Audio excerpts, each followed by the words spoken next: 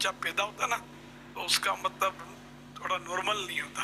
گولائی وغیرہ اس کے کہیں ابھرا ہوا کہیں پچکا ہوا اس طرح کے، تو ان کو یہ سیٹ کرتے ہیں، تو یہ نرسیں وغیرہ ہی سیٹ کرتی ہوں گی، مطلب عوام تو مشکل۔ ہاں یہ سندھی جو ہوتے ہیں نا ان کو سر کی بڑی فکر ہوتی ہے کہ سر ان کا عمدہ ہو، سندھی کی پہچان ہے، یعنی سندھی یہ مٹی کا ایک برتن آتا ہے، مخصوص پاٹ ہوتا ہے، اس میں ہی اپنے بچے کو، چھوٹا بچہ پیدا ہوتا ہے اس کو پھر یہ سلایا کرتے ہیں، یہ ادھر جو ہے نا اس کا سر بالکل یعنی سپاٹ ہو جاتا ہے پلین۔ اب آج کل کرتے ہی نہیں کرتے، پہلے تو کرتے تھے، سنا تھا سروین کا سیٹ کرتے ہیں نا تو وہ سندھی پہچانا جائے گا، تو جب یہ کہ وہ معاذ اللہ سندھی پنجابی سندھی اردو وہ جو ہنگامے اور یہ بھی سنے اس میں سندھی کو یوں پہچانتے تھے، اب بیچارہ پھنس جائے،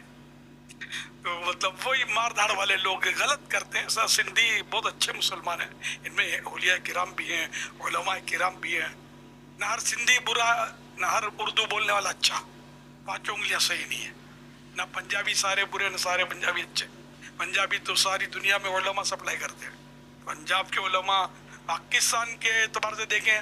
تو پنجاب کے علماء ہر جگہ ملیں گے، دنیا کے ہاں کئی ممالک ہیں، کئی ممالک میں ملیں گے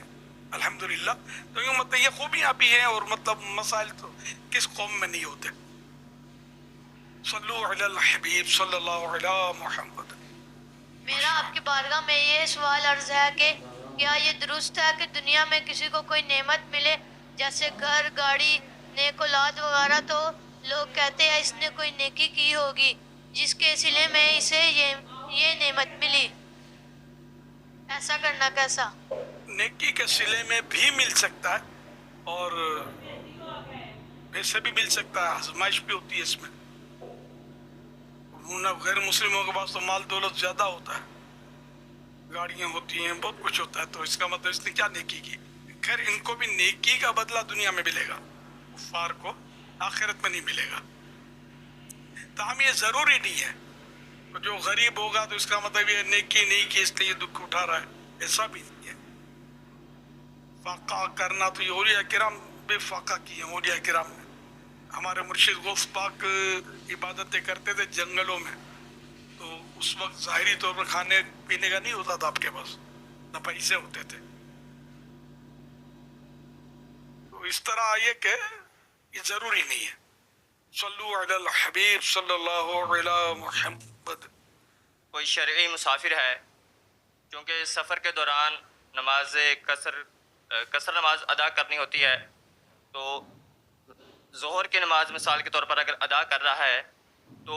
نیت 2 کی کرنی تھی، 4 رکعت کی نیت کر کے نماز بھولے سے 4 رکعت کی بھولے سے نیت کر کے نماز شروع کر لی، اب نماز شروع کی تو یاد آیا کہ 2 کی نیت کرنی تھی، 4 کی نیت کر لی، اب اس کے لیے کیا حکم ہوگا کہ کیا وہ 2 پر سلام پھیرے گا یا چونکہ 4 کی نیت کی تھی تو اب وہ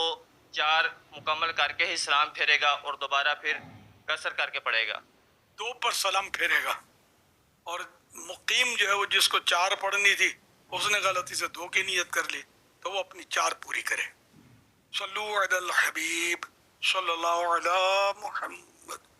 میرا آپ سے یہ سوال ہے